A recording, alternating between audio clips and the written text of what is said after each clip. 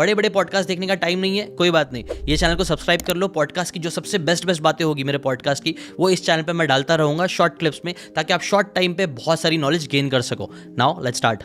Law of attraction, आप पहले तो मैं जानना चाहूँगा लॉ ऑफ अट्रैक्शन पे आपका क्या ओपिनियन है। कई लोग बोलते हैं होता है, कई लोग बोलते हैं एकदम फेक है, कुछ फालतू चीज़ है। तो इस पर आपका एक्सपीरियंस क्या है, और अगर होता है तो कैसे होता है, उससे रिलेटेड कुछ थोड़ा आप बता सकते हैं। मैं लॉ ऑफ अट्रैक्शन में फर्मली बिलीव करता हूँ। मतलब कि हम उसमें माने या ना माने वो काम कर रहे हैं। इट्स लाइक कि अगर हमने स्विच चालू करके प्लग में अगर उंगली डाली तो करंट लगना है तो लगना है। अब इलेक्ट्रिसिटी में मानने की ज़रूरत नहीं है। या फिर 1600 की बात होगी जब पहली बार ग्रेविटी के बारे में हमने जाना। अब ग्रेविटी के बारे में नहीं भी जानते थे तो तब तक इंसान उड़ नहीं रहे थे, ग्रेविटी काम कर रही थी। बस एग्जैक्टली वैसे लॉ ऑफ अट्रैक्शन जाने या अनजाने में हम यूज़ कर रहे हैं। एंड इट इज़ लाइक कि हम एक मैग्नेट है, और इसका सिंपल सा मेरा फॉर्मूला है, thoughts plus emotions plus actions is equal to manifestation.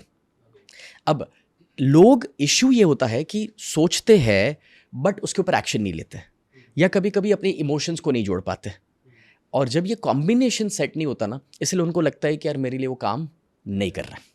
सो ये एक बहुत बड़ा मिथ, मतलब लोगों को लगता है कि कई बार हम बैठे रहेंगे सिर्फ सोचते रहेंगे अच्छी चीज़ें, गाड़ी चाहिए गाड़ी चाहिए गाड़ी चाहिए गाड़ी चाहिए। भाई मैं तो पिछले 30 दिन से मैं सिर्फ मैनिफेस्टेशन करने की कोशिश कर रहा हूँ, गाड़ी तो अभी तक नहीं है। तो इसलिए फिर वो लोग बोलते हैं ये चीज़ नहीं करती। जी। तो कहीं ना कहीं मैं भी यही चीज़ पे बिलीव करता हूँ, जो आपने पहले एग्जाम्पल भी दिया था ना कि हमें इनोवा खरीदनी है तो इनोवा दिखने लग जाती है। इसके पीछे एक साइंटिफिक टर्म भी था, मैं भूल गया। ब्रेन का एक रीजन रहता है जो लाइट अप होना स्टार्ट होता है। आई थिंक टोनी रॉबिन्स के मैंने किसी तो सेमिनार में चीज़ सीखी थी कि जब जिस चीज़ पर आप फोकस करते हो ना, वो आपका ब्रेन फिर वही चीज़ें आपको दिखाने लग जाता है Yes. ज़्यादा।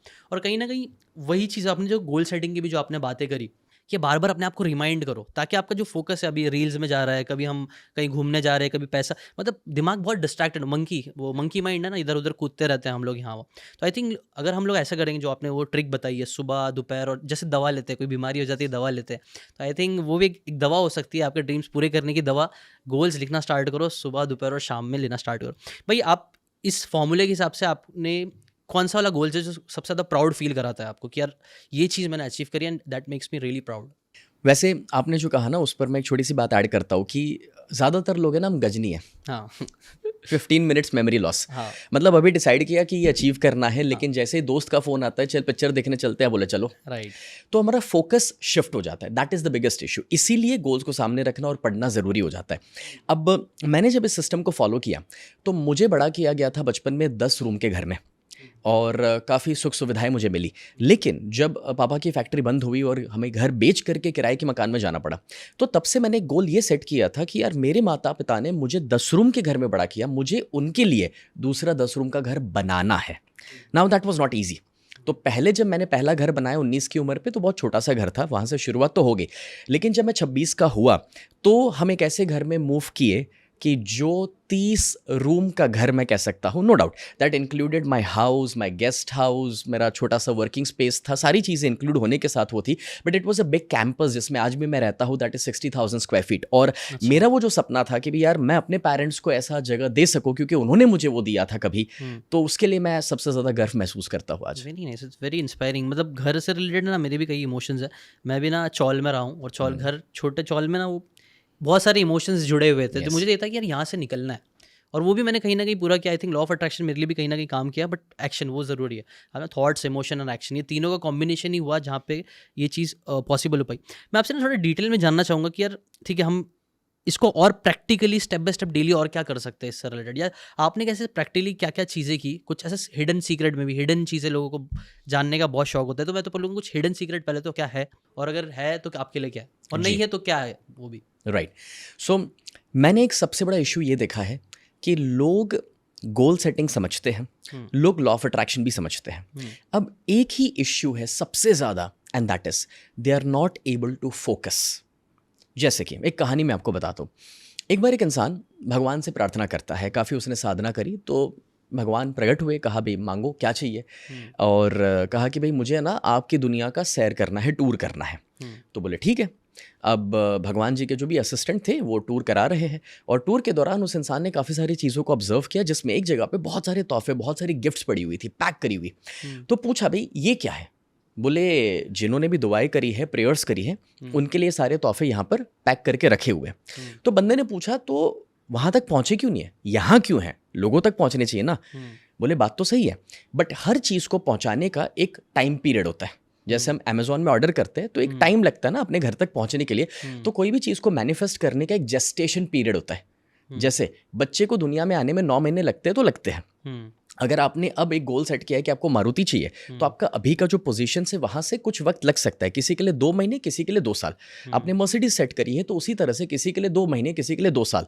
लेकिन अब वो जेस्टेशन पीरियड के दौरान होता क्या है कि वो मैनिफेस्टेशन प्रोसेस वर्क तो कर रहा है, बट आपने जो दुआ करी, प्रार्थना करी, या आपने जब से उसके ऊपर फोकस सेट किया है, तब से लेकर जब तक वो मैनिफेस्ट होने वाला था, उस बीच में आपका फोकस ही शिफ्ट हो जाता है, आपकी रिक्वायरमेंट ही शिफ्ट हो जाती है। इसका छोटा सा एग्जांपल बहुत सिंपल है। एक सुबह उठ के हम कहते हैं शाहरुख खान बनना है, और दूसरी सुबह उठ के कहते हैं नहीं नहीं विराट कोहली बनना है।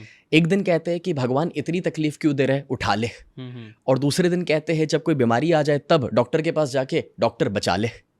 तो हमारा ही कांस्टेंट फोकस शिफ्ट होते रहता है। हम ही वो पॉजिटिव नेगेटिव थिंकिंग के बीच में खेलते रहते हैं, और हम ये नहीं समझ पा रहे कि जब आपने कुछ बीज बोए हैं, अब अगर आप हर दिन खड्डा खोद के देखते रहोगे ना, तो वो बीज अपना काम नहीं कर पाएगा। राइट। तो you have to be focused. जैसे कि आपने जब अपना चैनल शुरू किया, और अगर आप हर दिन डाउट करते रहोगे और हर दिन अपनी दिशाएं बदलते रहते, तो शायद खुद आप भी इस लेवल तक आज ना पहुंचे होते। बट आपने अपने आप को डेडिकेट किया कि नहीं यार, इतने बरस मुझे इसे देने हैं, I have to be focused. And that's the message जो मैं ऑडियंस को देना चाहूंगा कि भाई तुम फोकस्ड हो जाओ। अगर खुद पे डाउट करोगे, सेल्फ लिमिटिंग बिलीव्स रखोगे, तो ये काम नहीं करेगा।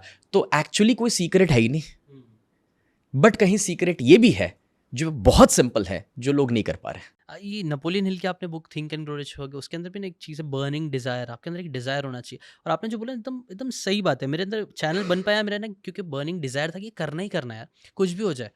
मेरे को ये था कि मुझे जॉब नहीं करनी, ये चीज़ के बाद एकदम क्लियर था। तो दूसरी तरफ मेरे पास ऑप्शन यही था, तो इसको ही हिट कराना ही कराना है। और मेरे तो मैक्सिमम लोग है ना, यही चीज़ नहीं कर पाते एकदम सॉलिड कि यार ये करना ही करना है, नहीं हो पाता है। तो वो चीज़ सॉलिड करने के लिए आप क्या मतलब प्रैक्टिकल स्टेप्स क्या कर सकते हैं कि यार, क्योंकि एक बार क्या होता है पता है क्या, कई सारे लोग अभी सोचते हैं कि मुझे भी यूट्यूबर बनना है, या फिर समझो नीश समझ में नहीं आती, जैसे हेल्थ नीश है क्या है, तो वो लोग कब वो लोग समझ सकते हैं कि ये मैं चीज़ सही कर रहा हूँ या नहीं कर रहा हूँ। आई गेटिंग, मतलब कई बार आप जहाँ पे आगे बढ़ रहे हो, कई बार डाउट इसलिए आता है कि क्या ये सही रास्ता मेरे लिए है भी कि नहीं। तो उसको डाउट को ख़त्म करने के लिए कुछ आपके पास है?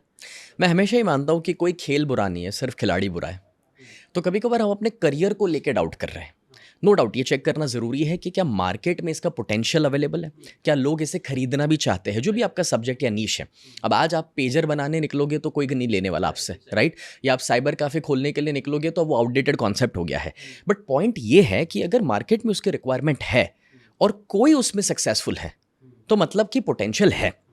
अब आप अगर ये एक्सपेक्ट कर रहे हो कि आपको थोड़े टाइम में रिजल्ट दिखना शुरू हो जाए, तो that doesn't work like that. मैं ये मानता हूँ कोई भी बिजनेस, कोई भी सब्जेक्ट के अंदर पहले 80% ऑफ द टाइम में आपको 20% रिजल्ट मिलता है, और बाद के 20% टाइम में आपको 80% रिजल्ट मिलता है।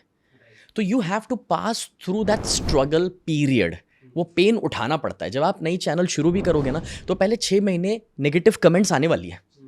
तो अगर आप उसे लेकर कंफर्टेबल नहीं है, तो शायद आप बाद में जो आपको सक्सेस मिलने वाली है, आप गिव अप कर लोगे बीच में। अगर आपको ये बातें काम की लगी होगी तो do check out the full podcast यार, जाके देखो, डिटेल में चीज़ों को समझो, तब ज़्यादा अच्छे से समझ में आएगा, ज़्यादा अच्छे से आप अपनी ज़िंदगी में चीज़ें अप्लाई कर पाओगे। Thanks so much and subscribe this channel.